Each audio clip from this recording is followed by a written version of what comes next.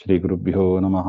नारायणाय परिपूर्णगुणार्णवाय विश्वोदयस्थितिलयो नियतिप्रदाय ज्ञानप्रदाय विबुधासुरसौख्यदुःखसत्कारणाय वितथाय नमो नमस्ते। देवं नारायणं नत्वा सर्वदोषविवर्जितं परिपूर्णं गुरुंश्चान्न गीतार्थं वक्ष्यामि लेशतः। समस्तगुणसम्पूर्णं सर्वदोषविवर्जितं नारायणं नमस्कृत्य गीतातात्पर्यमुच्यते। नारायणं सुरगुरुं जगदेकनाथं भक्तप्रियं सकललोकनमस्कृतं च त्रैगुण्यवर्जितमजं विभुमाद्यमीशं वन्दे भवघ्नमवरासुरसिद्धवन्द्यं। नारायणं नमस्कृत्य नरं चैव नरोत्तमं देवीं सरस्वतीं व्यासं ततो जयमुदीरयेत्। कृष्णाय वासुदेवाय हरये परमात्मने प्रणतः क्लेशनाशाय गोविन्दाय नमो नमः।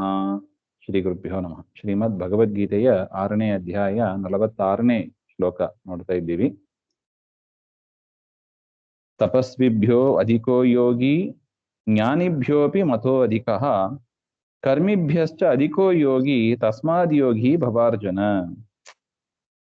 ಎಷ್ಟು ಚಂದ ಇದೆ ನೋಡಿ.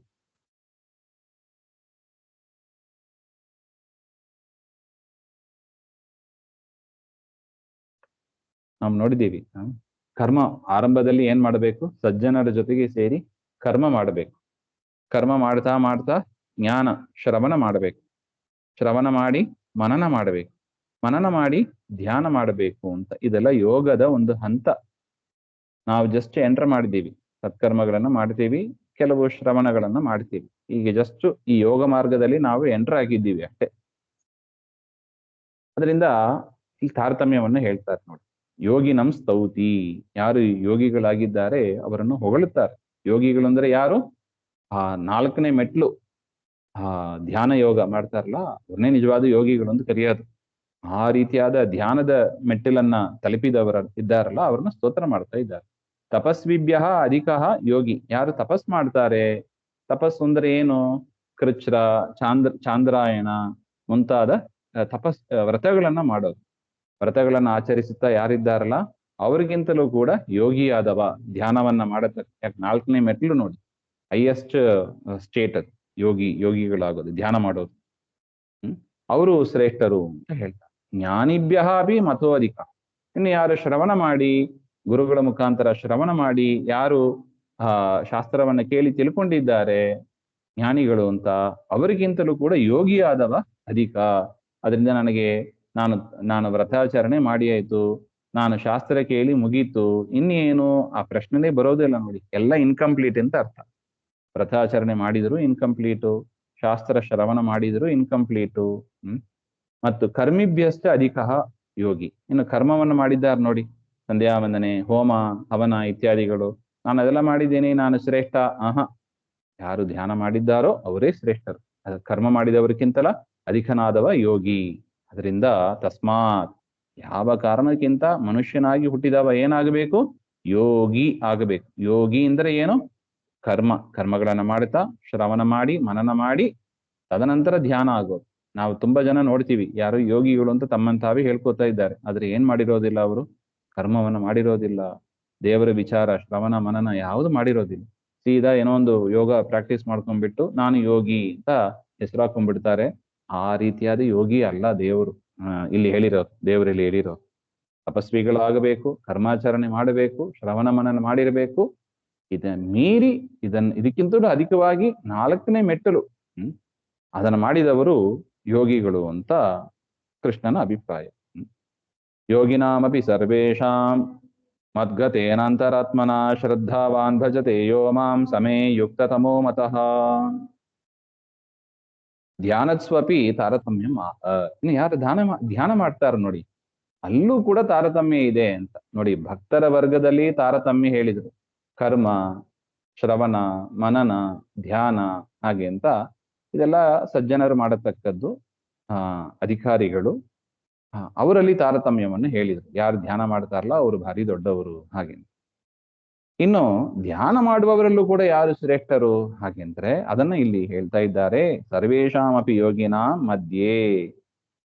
ಈ ಯೋಗಿಗಳು ಅಂತ ಯಾರು ಶ್ರವಣ ಮನನಗಳನ್ನು ಮಾಡಿ ಧ್ಯಾನ ಮಾಡ್ತಾರಲ್ಲ ಅವರು ಸಹ ಯಹ ಯುಕ್ತೋ ಮತಃ ತತ್ರಾಪಿ ಭಕ್ತಿ ಮತ್ಸ್ವಪಿ ಯೋ ಮಾಂ ಭಜತೆ.